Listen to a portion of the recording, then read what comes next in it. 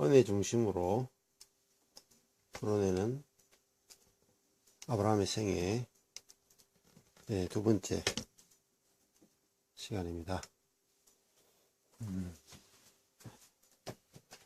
첫 번째 시간에 아브라함의 생애를 은혜로 풀어봤는데 6가지 정도 같이 살펴봤습니다.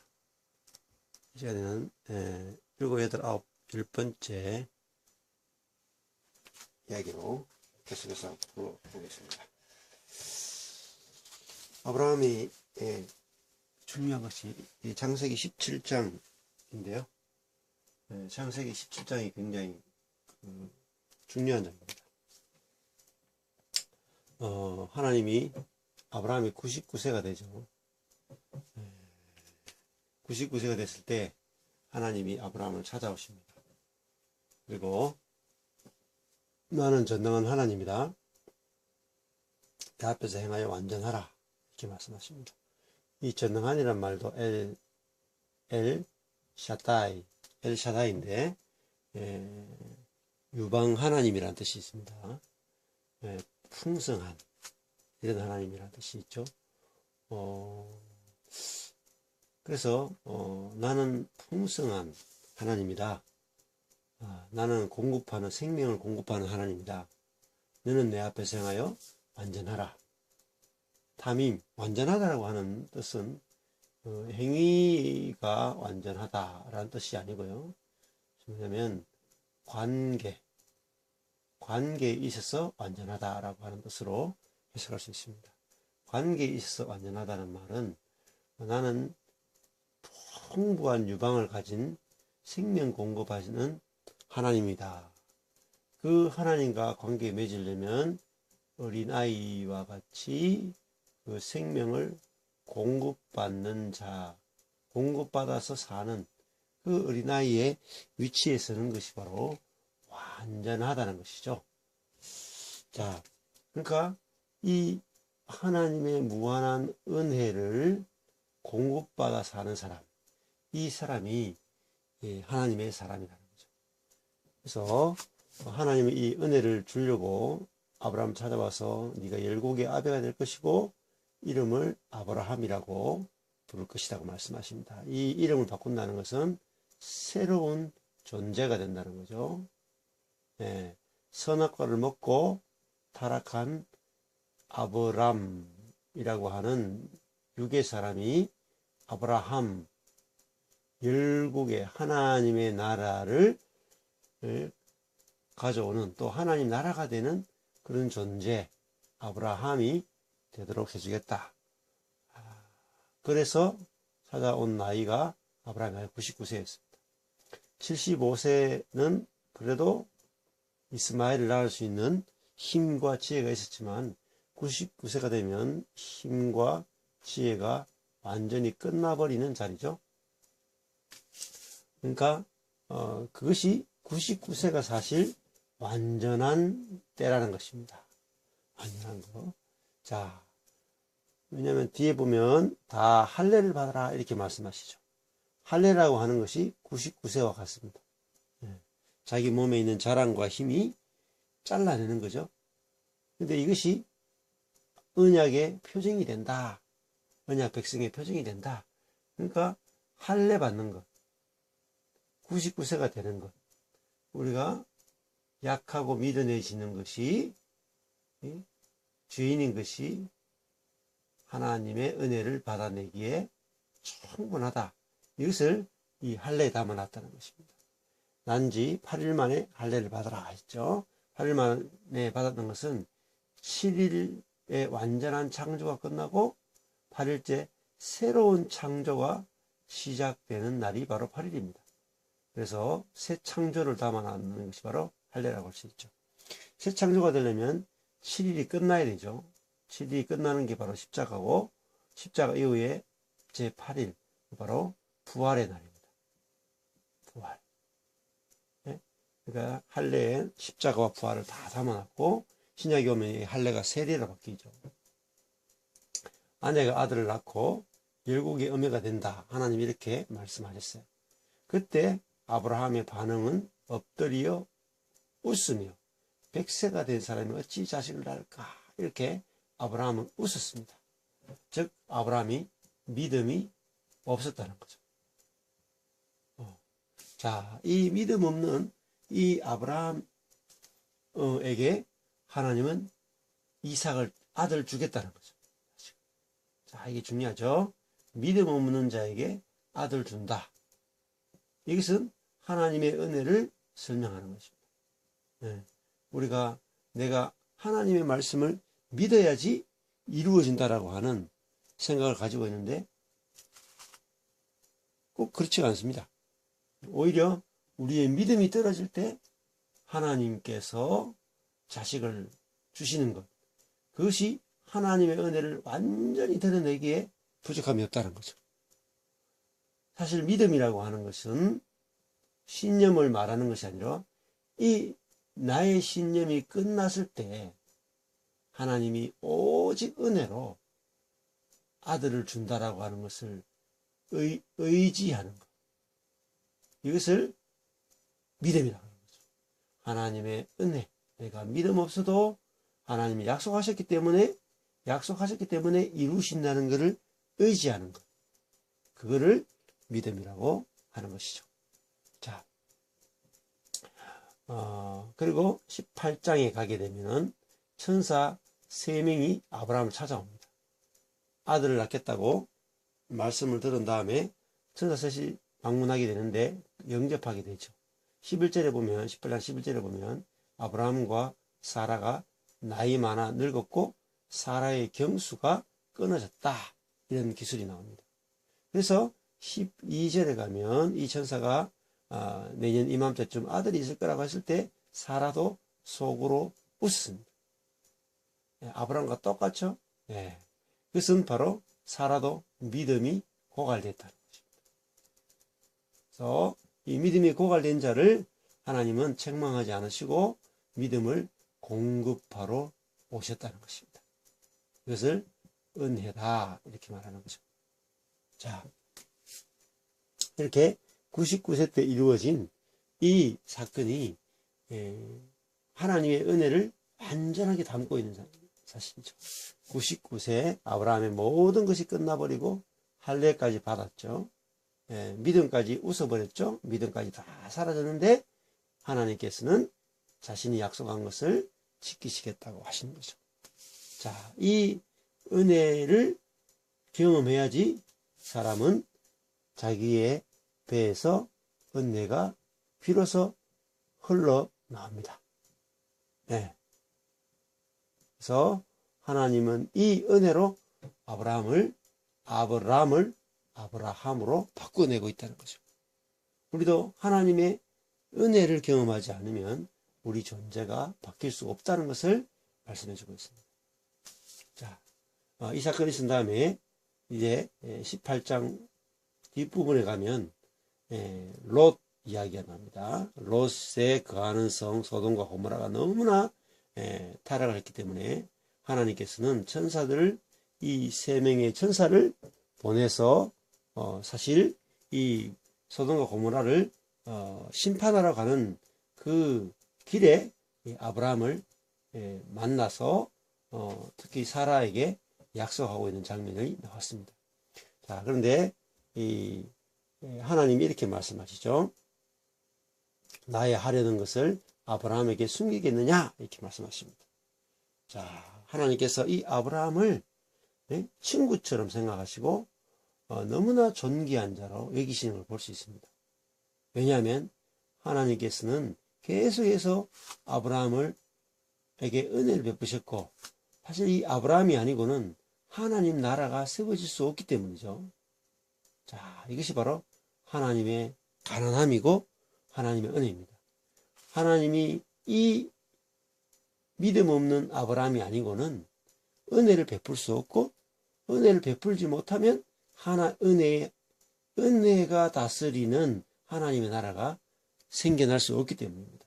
그래서 이 아브라함은 하나님께 너무너무 소중한 죄인이라는 거죠. 그래서 내가 하려는 것을 아브라함에게 숨기겠느냐?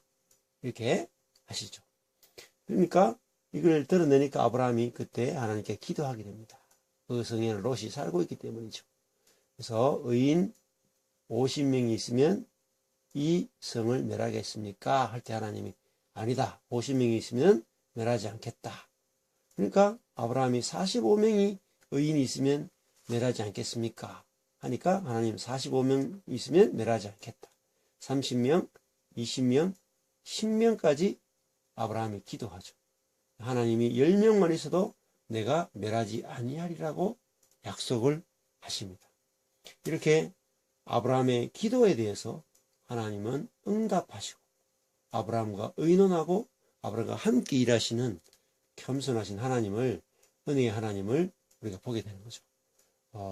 그리고 이 성이 의인이 없었기 때문에 하나님께서 멸하시는 중에도 하나님께서 롯의 거하는 성을 엎으실 때에 왜 롯과 그의 가족을 살리셨느냐면, 두 딸을 살렸냐면 아브라함을 생각해서 그 엎으시는 중에 내어보내셨다라고 19장 29절에 기록되어 있습니다. 아브라함이 한 것이 아무것도 없죠. 그런데 하나님께서 아브라함과 언약하셨기 때문에 이 언약의 당사자인 이 아브라함을 생각하사 롯과 가족을 내어보내서 살려주신 이 놀라운 은혜를 이 18장, 19장에서 기록하고 있다는 거죠. 자, 9번째, 아브라함의 생애 가운데 아브라함이 이제 이 바벨론 한 성인 그랄 성에 이사를 하게 됩니다. 가뭄이나 기근이 왔기 때문이죠. 그런데 이때 아브라함이 이렇게 하나님의 놀라운 은혜를 경험하고 천사를 만났음에도 불구하고 아브라함 속에는 여전히 믿음이 없죠. 그래서 이 아브라함이 사라를 아내를 누이라고 말합니다. 21장에서. 그러니까 인간이 전적으로 부패했다는 것을 보여주고 전적으로 무능하다는 사실을 보여주기 위해서 이 사건이 기록되어 있죠. 자, 여기 보면 그 그랄 왕 아비멜렉이 사라 아내를 취합니다. 그때 하나님 어떻게 하셨느냐? 하나님이 현몽에서 네가 죽을 것이다. 왜냐하면 네가 남의 아내를 취했기 때문이다. 그러면서 그는 선지자라. 그가 너를 위하여 기도하리니 네가 살려니와. 그래서 이 아브라함을 하나님은 선지자로 세웠다는 거죠. 하나님의 뜻을 전하는 자, 드러내는 자. 이렇게 왕과 아브라함을 대조시키면서 하나님은 왕보다도 아브라함을 더 존귀하게 생각하고 이 아브라함을 큰 자로, 왕 앞에서 큰 자로 오히려 세워주시는 하나님의 은혜를 우리가 보게 된다는 거죠. 자, 아브라함은 사실 아내를 누이라고 쓰긴 죄를 지었지만 하나님은 이 죄인을 높여주시는 하나님의 은혜를 볼 수 있다는 거죠. 자, 아브라함의 우물을 또 뒤에 보면 이 아비멜렉의 종들이 아브라함의 우물을 넉탈했습니다. 그런데 하나님이 이렇게 꿈에 나타나서 이렇게 말씀하시는 걸 보고 아브라함이 하는 모든 일들이 잘 되는 걸 볼 때 이 두려움에 떨게 되면서 아비멜렉이 이 아브라함을 찾아와서 언약을 맺자라고 그렇게 말을 하는 것을 볼 수 있습니다. 이때 7 암양 새끼를 아브라함의 7 암양 새끼를 가지고 언약을 맺는데 이 브엘세바에서 언약을 맺죠. 이것이 7개의 우물이란 뜻도 되고 맹세의 우물이란 뜻도 됩니다. 그래서 이 아브라함이 7개의 우물을 갖고 있었죠. 이제는 완전한 우물을 바로 그리스도를 갖고 있다는 거죠. 그 속에는 절대로 메마르지 않는 배에서 생수가 흘러나오고 이 생수 곧 은혜가 흘러나오는 그런 사람이로 완전하게 회복되었다는 것을 말씀해주고 있습니다. 그리고 하나님께서 찾아주시죠. 아브라함은 이 우물을 빼앗겼습니다. 이 우물을 빼앗기 위해서 조금도 노력하지 않았죠. 네? 그러나 하나님께서 완전하게 은혜로 이 우물을 찾아주시는 놀라운 은혜를 또 기록하고 있습니다. 자, 이제 이 마지막 10번째 사건을 살펴보겠습니다. 아브라함의 생애 가운데 하나님이 이 아브라함을 시험하시는 장면이죠. 사랑하는 독자 이삭을 번제로 드리라. 이렇게 아브라함을 테스트하고 있습니다. 근데 아브라함이 아침에 일찍 일어나 아무 갈등이 없고 그냥 벌떡 일어나서 이 모리아산으로 3일길을 가게 됩니다. 자, 아브라함 속에 생수가 흐르고 믿음이 흐르죠. 하나님 향한 순종이 흐르고 지금 은혜가 흐르고 있습니다. 이것이 바로 하나님께서 지금 9가지 이 사건을 통해서 아브라함으로 완전히 다른 사람으로 변화되는 그 은혜가 있었다는 것을 보여주고 있다는 거죠. 자, 이 이삭이 아빠께 모리아산에 도착했을 때 번제할 어린 양을 어디에 있습니까? 라고 물었을 때 아브라함은 선지자와 같이 말을 하게 됩니다. 하나님이 자기를 위하여 친히 준비하시리라. 이렇게 아브라함 속에 철저하게 하나님께 대한 믿음과 신뢰 그리고 하나님을 의지하는 순종하는 것들이 나타나고 있다는 거죠. 자, 하나님이 준비하신 하나님, 지금까지 자기 인생 가운데 보호하고 지키시고 자기가 수많은 죄를 지었음에도 불구하고 끊임없이 은혜로 지키시는 아버지를 경험했기 때문에 이 아브라함 속에 하나님이 준비하시는 분, 하나님이 예비하시는 분, 은혜를 준비하시는 그 하나님을 증거하게 되죠. 그러자 이 이삭을 죽이려고 할 때에 한 수양이 뿌리 수풀에 걸려 있는 것을 보게 되고 이 수양을 하나님께 번제로 드리게 됩니다. 이 수양이 바로 이 준비된 수양, 바로 예수 그리스도죠.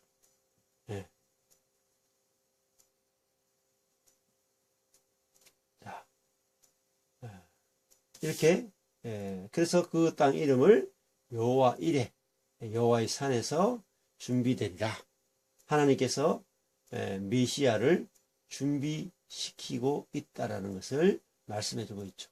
구원자를 준비시키죠. 그래서 하나님이 이 아브라함의 인생을 75세의 아들이 없는 이 아브라함, 우상 숭배자인 아브라함을 하나님께서 준비된 은혜로 구원자를 보내서 이 아브라함을 생애를 구원하셨다는 거죠. 그래서 100세가 됐을 때 아들을 얻게 되고 열국의 아비가 되는 믿음의 본이 되는 믿음의 조상이 되는 선지자가 되는 이런 어마어마한 은혜를 누리는 자가 되었다는 것입니다. 사실 이 아브라함의 이야기는 믿음의 조상이라는 말은 무슨 말이냐면은 믿음의 샘플이라는 거죠. 즉 다른 말로 하면은 모든 믿는 자들의 샘플이라는 것입니다. 아브라함의 이야기는 누구의 이야기일까요? 모든 믿는 자, 모든 신자의 샘플이라는 거죠. 하나님은 아브라함에게 일생 동안 은혜로 대하셨다는 것은 하나님은 모든 사람에게 똑같이 아브라함에게 대한 것 같은 은혜로 그들을 지키고 보살피고 인도하고 계시다는 사실입니다.